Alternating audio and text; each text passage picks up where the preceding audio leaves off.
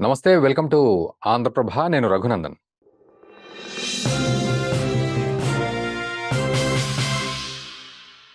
అసంఘటిత కార్మికులు గానీ, అసంఘటిత రంగాలు గానీ ఎప్పుడు గూడా భయపడుతూ, బాధపడుతూ ఉంటారు. ఎప్పుడు ఉద్యోగం పోతుందా అని. చూసి వాళ్ళు చాలా గొప్పగా సాఫ్ట్‌వేర్ వాళ్ళని జూస్తూ ఉంటారు. సాఫ్ట్‌వేర్ వాళ్ళు చాలా బావుంది. వాళ్ళకి మంచిగా వారంలో 5 రోజులు ఉద్యోగము, 2 రోజులు వీకెండ్ సెలవులు, ఎటంటే అటు వెళ్ళిపోవచ్చు. అండ్ లక్షల్లో జీతాలు, మంచి ప్రమోషన్‌లు, మంచి రేటింగ్స్ ఇవన్నీ ఉంటాయి. అద్భుతమైన జీవితం గడుపుతున్నారు. కొంచెం ఓల్డ్ సిటీ పక్కన పెట్టి మిగతా అన్ని కొత్త సిటీస్‌లో అన్నిట్లలో ఈ సాఫ్ట్‌వేర్ వాళ్ళే ఉంటారు. ప్రపంచం గూడా ఒక రకంగా ఉంటుంది అని మనము అనుకుంటూ ఉంటాం. కానీ ఈలోపే మరి అది ప్రపంచంలో ఉన్న పరిస్థితులా లేకపోతే మానవ దౌర్భాగ్యమా తెలీదు గానీ ఈవెన్ సాఫ్ట్‌వేర్ వాళ్ళు గూడా ఉద్యోగాలు కోల్పోయే పరిస్థితికొచ్చే సిట్యుయేషన్స్ ఇప్పుడు మళ్ళీ మన భారతదేశమే కాదు, నిజానికి భారతదేశంలో జరుగుతోంది అనుకుంటున్నారు కానీ ప్రపంచవ్యాప్తంగా కూడా 2024లో దాదాపు 500 పైగా కంపెనీలు దాదాపు 80,000 మందికి 150,000 మందికి పైగా ఉద్యోగుల్ని తీసేసింది. నిజానికి సాఫ్ట్‌వేర్ వాళ్లకు కూడా ఈ ఉద్యోగం కోల్పోతామేమో అన్న భయం కూడా పట్టుకుంది. ముఖ్యంగా 2024 స్టాటిస్టిక్స్ గనక తీసుకున్నట్లయితే, అంటే పోయిన సంవత్సరం స్టాటిస్టిక్స్ తీసుకుంటే దాదాపు 500కు పైగా కంపెనీలు 150,000 మందిని తీసేసిన సందర్భం. ఇక 2025 విషయానికి వస్తే గ్లోబల్గా ప్రపంచవ్యాప్తంగా కూడా 80,000 మంది ఇప్పటికే ఉద్యోగాలు కోల్పోయిన సందర్భం. దాదాపు 169 కంపెనీల్లో ఇది జరిగింది. అండ్ నిన్న మొన్న మనం వార్తలు వింటున్నాం, టీసీఎస్లో కూడా 12,000 మంది ఉద్యోగాలు కోల్పోయే దశలో ఉన్నారు అని చెప్పి. సో దెబ్బకి అందరూ షేక్ అయిపోయారు. సాఫ్ట్‌వేర్ వాళ్ళు కూడా దీని మీద డిస్కస్ చేస్తూ ఉన్నారు ఈ మధ్య. ఏమిటి లే ఆఫ్స్ ఏంటి, ఏమిటి పరిస్థితి అని. ఈవెన్ అమెజాన్ కావచ్చు, గూగుల్ కావచ్చు, మైక్రోసాఫ్ట్ కావచ్చు, వీళ్ళు కూడా లే ఆఫ్స్ని ప్రకటిస్తూ ఉన్నారు. పోయిన సంవత్సరం కానీ ఈ సంవత్సరం కానీ మైక్రోసాఫ్ట్ కూడా లే ఆఫ్స్ ప్రకటించిన సందర్భం ఇవన్నీ ఉన్నాయి. అయితే ఈ లే ఆఫ్స్కి గల కారణాలు ఏమిటి, వాళ్ళు చెప్పే రీజన్స్ ఏమిటి, అండ్ ఈ లే ఆఫ్స్ వల్ల ఎటువంటి కాన్సిక్వెన్సెస్ ఉండబోతున్నాయి, ఇవి మనం పర్ఫెక్ట్గా మాట్లాడుకుందాం. ఎందుకంటే స్పెక్యులేషన్గా మాట్లాడడం, ఈవెన్ సాఫ్ట్‌వేర్ వాళ్ళు ఉద్యోగాలు పోతున్నాయి, డొనాల్డ్ ట్రంప్ ఏదో అన్నాడు అన్నట్టుగా కాకుండా అసలు రీజన్ ఏంటి అనేది మనం మాట్లాడదాం. మనతో పాటు విశ్లేషకులు ప్రసాద్ పేకెట్టి గారు ఉన్నారు. ప్రసాద్ పేకెట్టి గారు నమస్తే అండి. నమస్కారం రఘు గారు. ప్రసాద్ పేకెట్టి గారు, సో సిచ్యువేషన్ చూస్తే ఈవెన్ సాఫ్ట్‌వేర్ వాళ్ళు కూడా 12,000 ఉద్యోగాలు టీసీఎస్ లే ఆఫ్ అని చెప్పడం. అండ్ ఒకవైపు ఇంకొక రిపోర్ట్ కూడా ఉంది, భద్రత కానీ లేకపోతే కంఫర్ట్ కానీ అటు టీసీఎస్లో, ఇన్ఫోసిస్లో, గూగుల్లో అంటూ ఒక లిస్ట్ వచ్చింది. ఈలోపే లే ఆఫ్స్ అని చెప్పి ఇంకో లిస్ట్ వచ్చింది. అంటే ఈ లే ఆఫ్స్కి గల కారణాలు ఏంటి, 12,000 ఫిగర్ చూపెట్టడానికి గల కారణాలు ఏమిటి, ఎలా విశ్లేషించుకోవాలి మనం? రఘునందన్ గారు, యా ఐటీ జాబ్స్ అనేవి కూడా, ఐటీ సెక్టర్ కూడా ఒక ప్రైవేట్ ఇండస్ట్రీ అండి. అందు గురించి ఎనీ ప్రైవేట్ సెక్టర్లో మనకి ఎప్పుడు కానీ గవర్నమెంట్ దాంతో కంపేర్ చేసుకుంటే జాబ్ సెక్యూరిటీ తక్కువ ఉంటుంది. అయితే మనకి రీసెంట్‌గా మనకేంటంటే సరే ఐటీ, ఐటీ, ఐటీ ఎక్కడ చూసినా ఐటీ, ఐటీ, ఐటీ అనడంతో ఇంకా ఐటీయే వేరే ప్రపంచము అనే ధోరణిలో అందరూ వెళ్ళిపోతున్నారు. అంటే మనకు చూసుకుంటే ఏమవుతుందంటే ఇంజినీరింగ్ వాళ్ళు మెకానికల్ చేసిన, సివిల్ చేసిన, ఎలక్ట్రికల్ చేసిన, ఎలక్ట్రానిక్స్ చేసిన వాడికి ఐటీ జాబే వస్తుంది కానీ మిగతా వాళ్ళ ఏదైతే ఉందో దాని పక్కన వెళ్ళట్లేదు. అయితే ఇక్కడ మనం చూసుకోవాల్సింది ఏంటంటే ఎనీ ఇండస్ట్రీ దాంట్లో అప్స్ అండ్ డౌన్స్ ఎప్పుడూ ఉంటాయి. ఎందుకంటే ఏ సంస్థ అయినా సరే వాళ్ళు ప్రాఫిట్ గురించే చూస్తారు. ఓకే. సో ప్రాఫిట్ మనకి ఎప్పుడు ఇంక్రీజ్ అవుతుందండి? మనకి రెవెన్యూ పెరిగినప్పుడైనా, లేకపోతే కాస్ట్ తగ్గించుకున్నప్పుడైనా పెరుగుతుంది ప్రాఫిట్ ఎప్పుడు కదా. ఎస్పెషల్లీ పబ్లిక్ లిస్టెడ్ కంపెనీలకు ఏమవుతుందంటే వాళ్ళు క్వార్టర్ అండ్ క్వార్టర్ వాళ్ళు ప్రాఫిట్ చూపించాలి అన్న ప్రెషర్ చాలా ఎక్కువ ఉంటుంది. ఎందుకంటే షేర్ వాల్యూ కావాల్సి వస్తుంది కాబట్టి. అది యాక్చువల్ బిజినెస్ రీజన్స్ అనుకుంటే, ఇప్పుడు మనకున్న రీజన్స్ ఎలా వచ్చాయి అంటే, ఎందుకంటే టీసీఎస్ లేకపోతే ఇన్ఫోసిస్, మన ఇండియన్ విప్రో ఇటువంటి సంస్థలు మనకి గత 25 సంవత్సరాల నుంచి ఉద్యోగాల వర్షం కురిపించాయి. దాంతో పాటు షేర్ వాల్యూ కూడా గణనీయంగా పెరిగింది. అయితే ఇప్పుడు ఏమవుతుందంటే రఘు గారు, ఇక్కడ ఈ లేఅవుట్స్ అనేది మనకి చూసుకుంటే ఒక 6 లక్షల వరకు ఉన్నారు వీళ్ళకి ఎంప్లాయీస్, టీసీఎస్ వాళ్ళకి. దాంట్లో చూసుకుంటే ఒక 12,000 అంటే అది దగ్గర దగ్గర ఒక 3% అవుతుంది. 2-3% ఇక్కడ వారి సిఇఓ వాళ్ళు ఏమన్నారంటే, కృతి వాసన్ గారు వారు చెప్పింది ఏంటంటే, మాకు డిమాండ్ చాలా వీక్ గా ఉంది అని చెప్తున్నారు. హ్మ్. సో డిమాండ్ వీక్ గా ఉండడము అంటే ఎస్, గ్లోబల్లీ వీక్ గానే ఉంది. హ్మ్. ఎస్పెషల్లీ ట్రంప్ తీసుకొచ్చిన పాలసీలు వాటిలలో ఏమవుతుందంటే ఈ తరీఫులు, అన్సర్టనిటీలు, వీటిలో అన్నిటి కారణం చేత బిజినెస్ వాళ్ళు ఐటీ మీద స్పెండ్ చేయట్లేదు. హ్మ్. ఎప్పుడైనా సరే అండి, హ్మ్. ఐటీ ఇండస్ట్రీ అనేది ఒక కాస్ట్ సెంటరే. మీది ఒక మ్యానుఫ్యాక్చరింగ్ కంపెనీ ఉందనుకోండి, హ్మ్. ఐటీ ఇండస్ట్రీ దాంట్లో ఐటీ డిపార్ట్మెంట్ ఎప్పుడు ఒక కాస్ట్ సెంటర్ గానే చూస్తారు, కానీ ప్రాఫిట్ సెంటర్ గా చూడరు ఓకే. రఘు గారు. హ్మ్. సో అందు గురించి ఏంటంటే, ఎప్పుడైతే మ్యానుఫ్యాక్చరింగ్ కంపెనీస్ ఇటువంటివి ఏవైతే కంపెనీస్ ఉన్నాయో హ్మ్. వాళ్ళు ఎప్పుడు ఫస్ట్ ఏం చేస్తారు, కాస్ట్ని తగ్గించుకోవడం చూస్తూ ఉంటారు. దాంతో కొత్త ప్రాజెక్టులు ఇవన్నిటికి కూడా వాళ్ళు ముందుకు వెళ్ళరనమాట. సో హ్మ్. దాంతో ఏమవుతుందంటే ఇది ఈ లే ఆఫ్స్ అవన్నీ మొదలవుతుంది. అయితే మనం హ్మ్. చూసుకోవాల్సింది, ఇది ఏమైనా ఫస్ట్ టైమా మనం చూస్తోంది అంటే ఫస్ట్ టైం కాదు. ఓకే. ఎందుకంటే మనకి 2000లో చూసాం, డాట్ కామ్ బర్స్ట్ అంటారు. ఆ! 2001లో జరిగింది. ఇప్పుడు సెప్టెంబర్ 11 అటాక్స్ అవి జరిగిన తర్వాత కూడా 2007-8లో ఎకనామిక్ డౌన్ టర్న్ అయినప్పుడు కూడా అలాగే జరిగింది. హ్మ్. మధ్యలో మళ్ళీ యుద్ధాలు ఇవన్నీ వచ్చినప్పుడు, మళ్ళీ కోవిడ్ టైంలో కూడా, ఎస్పెషల్లీ 2020లో అయితే అసలు ఇంకా అంత మూత పడింది అనుకున్న స్టేజ్కి అవును. వచ్చింది. హ్మ్. సరే, మళ్ళీ అక్కడి నుంచి విపరీతం గణనీయంగా రిక్రూట్మెంట్ చేసేశారు. హ్మ్. అంటే ఒక్కొక్కళ్ళకి 40%, 50%, కొన్ని సంస్థలు అయితే 100% హైకులు కూడా ఇచ్చేసాయి. అవును. ఇప్పుడు యాజ్ లాంగ్ as వాళ్ళు బిల్లింగ్ జనరేట్ చేస్తున్నంత సేపు అంతా బాగానే ఉంటుంది. ఎప్పుడైతే బిల్లింగ్ వాళ్ళు జనరేట్ చేయలేకపోతారో హ్మ్. అప్పుడు బాధ మొదలవుతుంది. ఇప్పుడు ఏంటి, అందరూ ఇంకా అంతంత జీతాలు ఒకటేసారి పెంచేశారు కదా. ఇప్పుడు అవును. మళ్ళీ ఇప్పుడు కాస్ట్ ఎలా సేవ్ చేసుకోవాలన్న దాంట్లో పడ్డారు. ఓకే.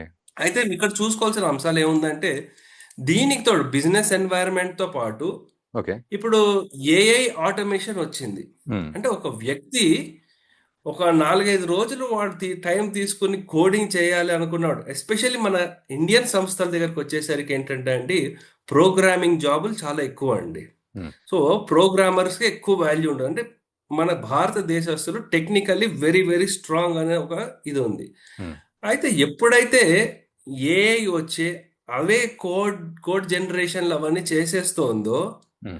ఇంకా వాడు 4 రోజులు చేయాల్సిన పని అది 3 రోజులు, సారీ 3 గంటల్లో చేసేస్తుంటే ఈ హ్మ్. డిమాండ్ కూడా తగ్గుతోంది. అంటే ప్రొడక్టివిటీ కూడా మనకి అందరు ఎక్కువ కావాలనుకుంటున్నారు. ఏఐ సైడ్ ఎవరైతే ఎక్కువ ఉన్నారో వాళ్ళకి బాగా ఆపర్చునిటీస్ ఉన్నాయి.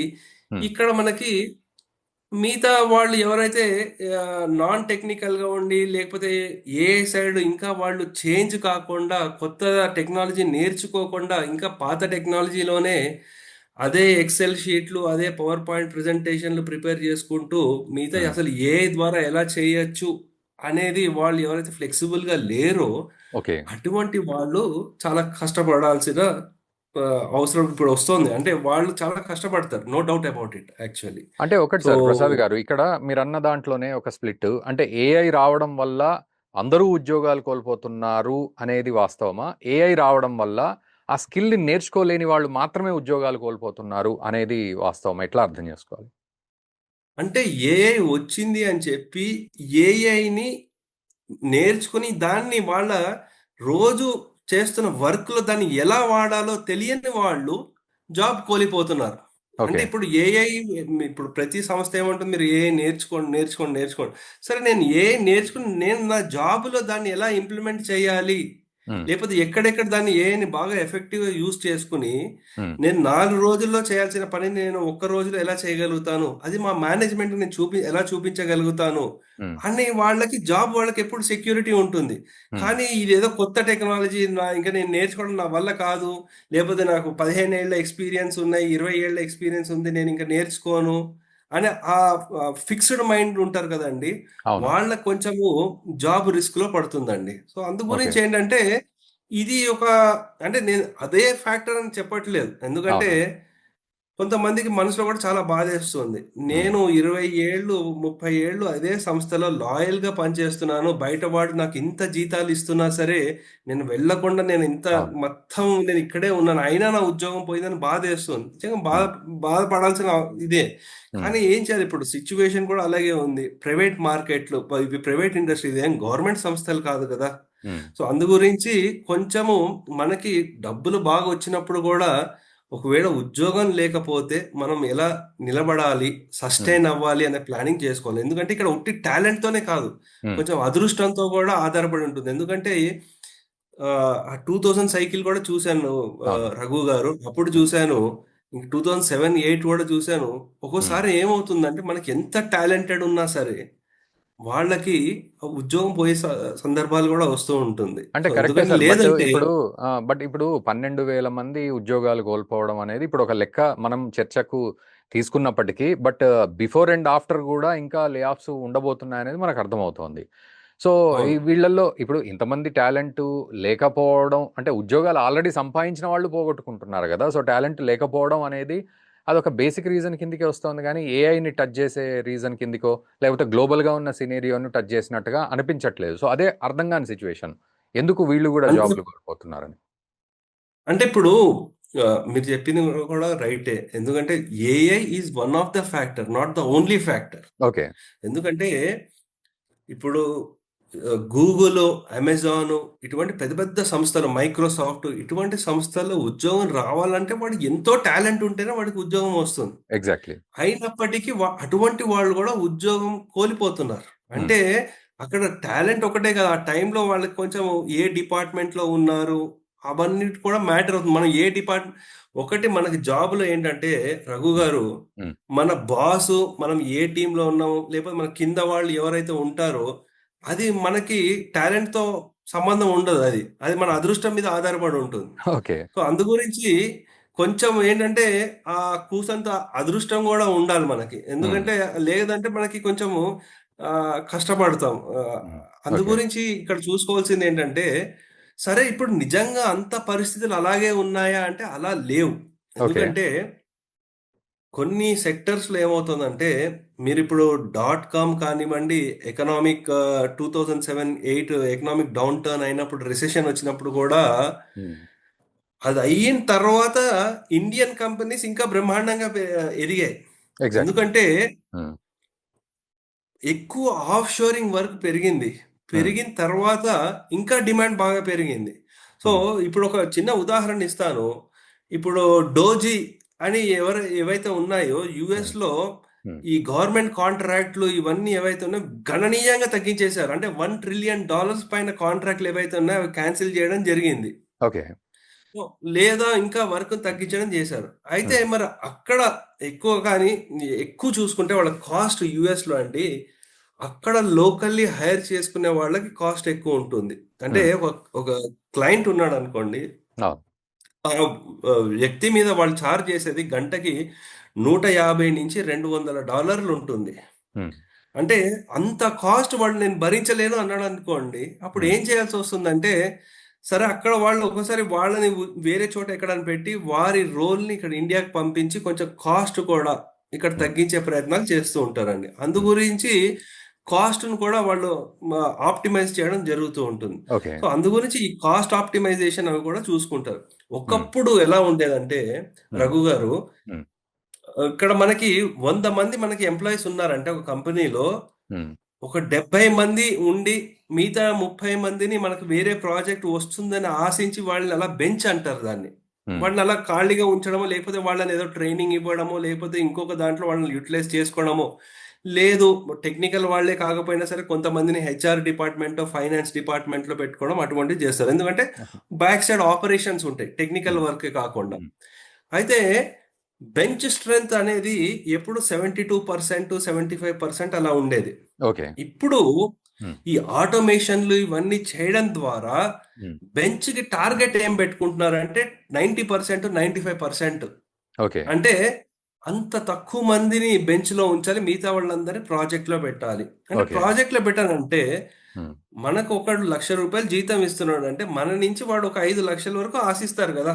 అవును. అంత ప్రొడక్టివిటీ. So productivity aspect. అవన్నీ పోగా సో కంపెనీకి ఎలా ఉంటుందంటే ప్రాఫిట్ వచ్చిన తర్వాత దాంట్లో మరి బెంచ్ స్ట్రెంత్ మెయింటైన్ చేయాలి. అట్లాగే రియల్ ఎస్టేట్ మెయింటైన్ చేయాలి. ఇటువంటివి ఏవైతే ఉంటుందో అవన్నీ ఆపరేషనల్ ఎక్స్‌పెన్సెస్ ఇవన్నీ కూడా వాళ్ళు చూసుకుంటారు. అవును. సో అందు గురించి ఏంటంటే ఈ బెంచ్ స్ట్రెంత్ తగ్గించడం ఇవన్నిటి కూడా మనము మనకి కంపెనీలు ఏం చేస్తున్నారంటే ఇవి కట్ చేస్తున్నారు.